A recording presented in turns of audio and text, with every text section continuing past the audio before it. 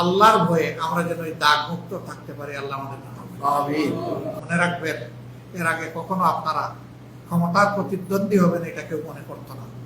মনে করতো একটা ইফেক্টিভ দল হিসেবে এরা বেঁচে থাকবে এতটুকু।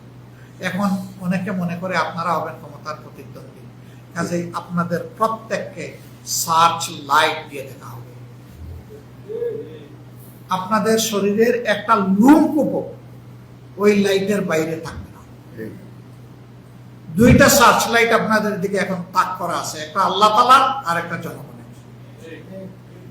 এই দুইটাকেই সম্মান সমূহ করতে হবে। জামাতে ইসলামী থেকে বহিষ্কার হয়ে গেছে বহু আগে, জেলা সেক্রেটারি ছিল, কিন্তু অপরাধের জন্য এখন লিখতেছে জামাত নেতা এই।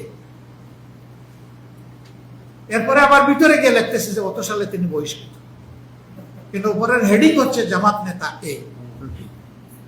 আবার অন্য দলের নেতাই কাজ করেছে, বলতেছে যে এই কাজ করতে গিয়ে জনগণের হাতে ধৃত এবং পিটুনি খেয়েছেন, কিন্তু কে খেয়েছেন কোন দল এটা বলে না।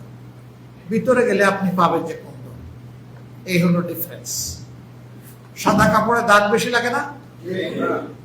দাগ বেশি লাগে। সাদা কাপড় যারা পরে তারা খুবই সতর্ক থাকে যে আমার যেন কোনো দাগ না লাগে, কিন্তু অল্প দাগ লাগলেও ভাসে বেশি, দৃশ্যমান হয়ে বেশি।